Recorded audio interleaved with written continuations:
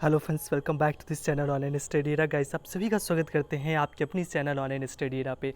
Please guys, it's my humble request to all of you guys, watch the video till the end. आप लोग पूरी video अंत तक तो देखते नहीं हो, फिर आप बाद में ऐसा बताओगे कि सर मुझसे जो है क्वेश्चंस नहीं सॉल्व हो रहे। तो गाइस, आपको जो भी मैं वीडियो दे रहा हूँ, यदि आप उसे देख रहे हो तो प्लीज़ आप उस पूरे एंड तक देखो। मेरी वीडियो लगभग 14 से 15 मिनट की हर एक वीडियो होती है। आप चाहो तो अपने 14-15 मिनट इस पर दे सकते हो। आप और भी इससे ज़्यादा आप अपनी टाइम को एक्सपेंस कर रहे होगे इधर उधर देख करके।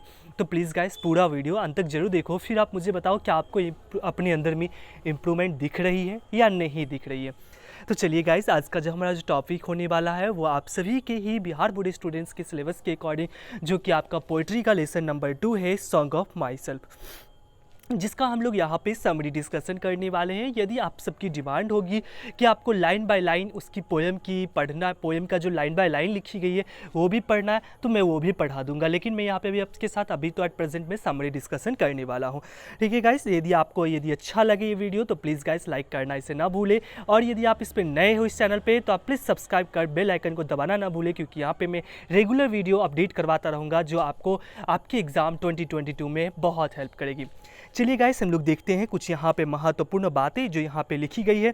सबसे पहले जो चीज़ें हैं, सॉन्ग ऑफ माई सेल्फ के राइटर, जो पोएट जो बनते हैं, कवि कौन बनते हैं, तो इन कवि का जो नाम है वो है हमारे वॉल्ट विटमैन साहब। वॉल्ट विटमैन, जिनका जन्म 1819 में होता है और इनकी मृत्यु 1892 में होता है।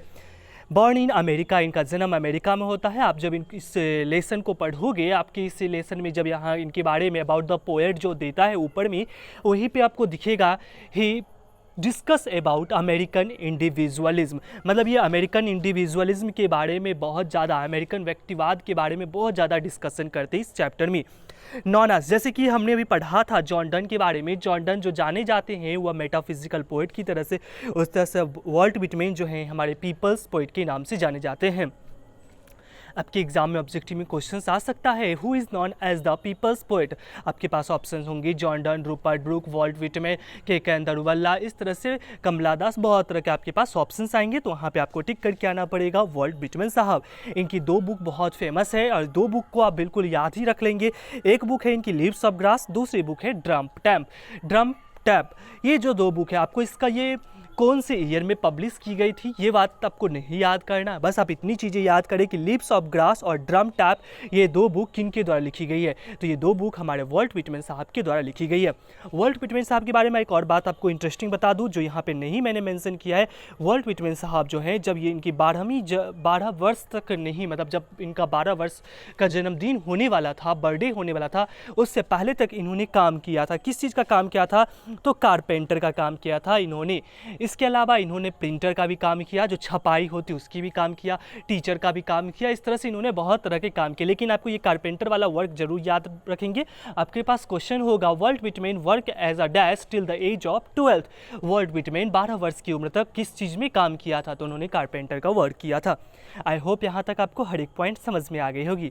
चलिए बढ़ते हम लोग नेक्स्ट साइड पे। जब भी हम कभी कोई समरी लिखते हैं तो इसमें सबसे पहले हम इंट्रोडक्शन लिखते हैं। आखिर हम किसके बारे में कौन सा समरी लिख रहे हैं, उनके कवि कौन है, उसमें किस चीज़ की बात की जा रही है। तो song of my self is a very beautiful poem by Walt Whitman. Song of my self एक बहुत ही सुंदर सी, प्यारी सी रचित कविता वॉल्ट विटमैन द्वारा रचित है, प्यारी सी लिखी गई एक कविता है। इन दिस पोएम, इस कविता में द पोएट, कवि, टॉक्स अबाउट, बात करते किसके बारे में? हिमसेल्फ, खुद के बारे में, स्वयं के बारे में। And talks about universal brotherhood, और बात करते हैं यूनिवर्सल, सांसारिक, वैश्विक भाईचारे, पैट्रियोटिज्म, देशभक्ति एंड मेनी मोर, और बहुत कुछ ऐसी बातें हैं जो इस लेसन में आपको बात कर रहे हैं वॉल्ट विटमैन साहब। ही इंजॉयज हिमसेल्फ, कवि जो हैं खुद से कहते हैं, जब कभी मुझे खुशी मनाने की ज़रूरत होती है तो मैं किसी वजह नहीं ढूंढता हूँ, मैं कोई कारण नहीं ढूंढता हूँ, मैं खुद से खुशी मनाने में लग जाता हूँ। एंड सिंग्स फॉर हिमसेल्फ, और मैं खुद के लिए गाता हूँ। थ्रू दिस पोएम, इस कविता के माध्यम से the poet presents American individualism. मैंने आपको पहले ही बताया, इस कविता के माध्यम से, इनकी जन्म न्यूयॉर्क में होती है, और न्यूयॉर्क कहाँ पे है? तो अमेरिका में है। और उसी के माध्यम से जो यहाँ पे कहते हैं इस लेसन में जो है वो अमेरिकन इंडिविजुअलिज्म, जो अमेरिकन व्यक्तिवाद है, अमेरिकन में जो अमेरिकन व्यक्तिवाद जो भी है, उन सब के जीवन पर यह अलग अलग तरीके से जो है उस पर अपनी यह प्रकाश डाल रहे हैं। ही सेज डैट, कभी कहते हैं द assumption मतलब मान्यताएं, कल्पनाएं of all human beings is the same, कि हम सब मानव जाति में हम सब की जो कल्पनाएं हैं बिल्कुल एक समान है। वह हम सब में क्यों एक समान है? क्योंकि हम सब की जो शरीर जो है वह सब एक चीज़ से बनी हुई है। हम सब के शरीर में भी खून है और हम सब का शरीर मिट्टी, वायु, जल से मिलकर बना है, इसीलिए हम सब की मान्यता भी एक समान है। आई होप आपको ये पहली पैराग्राफ समझ में आई होगी। चलते हैं दूसरे पैराग्राफ में। ही ऑपाइंस डैट, इनका मानना है, इनका विचार है, इनकी राय है। क्या है? देयर इज सिमिलरिटी, कि कुछ न कुछ तो समानता है। किसके बीच में? बिटवीन मैन एंड मैन, हर एक मनुष्य का दूसरे मनुष्य के बीच में कुछ न कुछ तो समानताएं हैं। He says, कभी कहते हैं that each and every individualism has the same feeling about life and the particles of blood are quite similar in all human beings। कभी कहते हैं, क्या कहते हैं कि हर एक व्यक्ति विशेष में जो है सोचने की क्षमता, उनके जीवन का जो माध्यम है, वह सब उनका जो जीवन जो बना है, उनकी जीवन के जो हर एक कण हैं, पार्टिकल्स हैं, किसके कण? जीवन के साथ साथ उनकी जो खून जो है एंड आर क्वाइट सिमिलर, वो सब एक समान है। आज हम लोग जाति भेदभाव ये सब बहुत कुछ करते हैं, लेकिन सबके अंदर जो खून जो बह रही है, जो हमारे अंदर जो हम जो सांस जो ले रहे हैं, हम उस समय कहाँ हम ये सोच के ले रहे कि नहीं हमें जो है ना हमें जनरल वाली चाहिए, हमें एससी वाली चाहिए हवा, ऐसा तो हम नहीं ले रहे ना। हमें भगवान जब जन्म दे के भेजते हैं तो वो जनरल का खून क्या अलग और वो एससी एसटी की खून अलग देते हैं, ऐसा तो कुछ नहीं होता है। वही चीज़ यहाँ पे कभी डिस्कशन करते, इस चीज़ का जिक्र करते हैं कि वो काफ़ी हद तक सब समान है। ही बिलीव्स डैट, इनका मानना है our system of thought is the same, हमारे सोचने की जो प्रक्रिया है, हम सब सोचने की जो जरिया है वो भी एक समान है।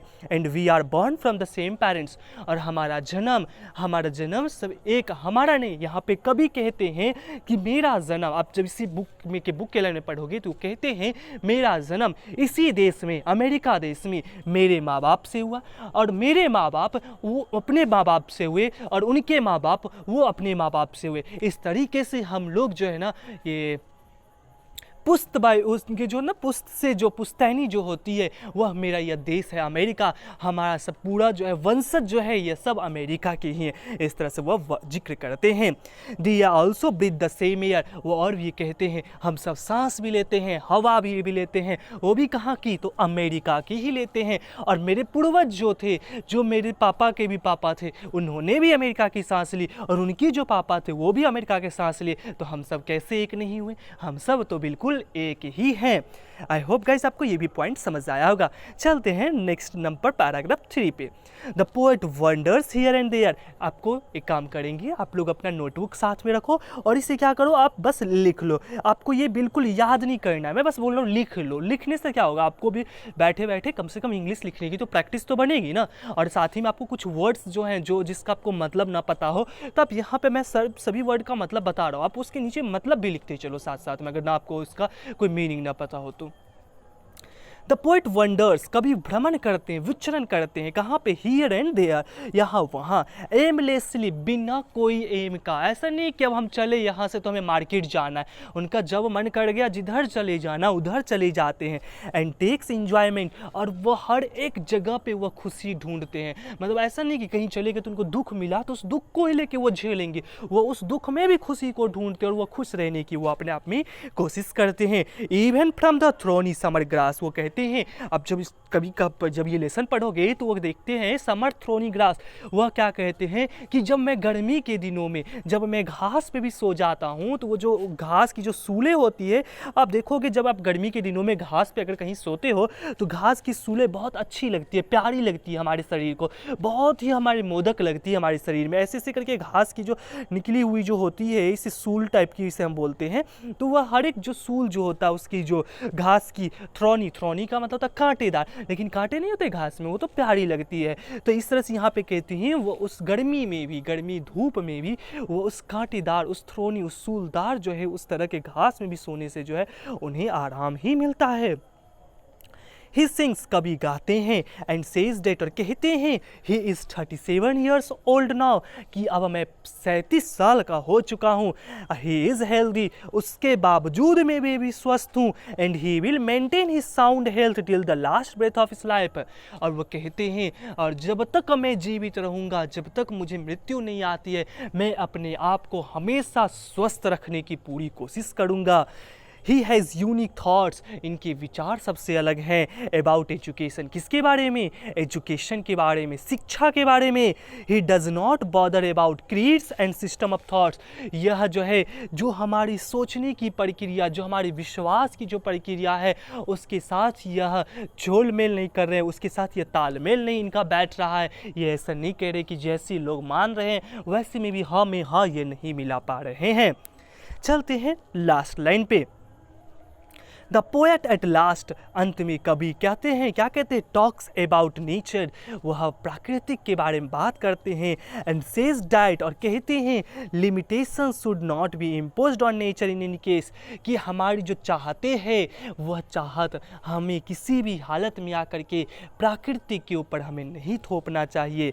ही ओपाइंस डेट, इनका विचार है nature will pour out sweet fragrance, कि जो प्राकृतिक जो है वह छिड़कती है, वह हमारे पास में वह फैलाती है। क्या फैलाती है?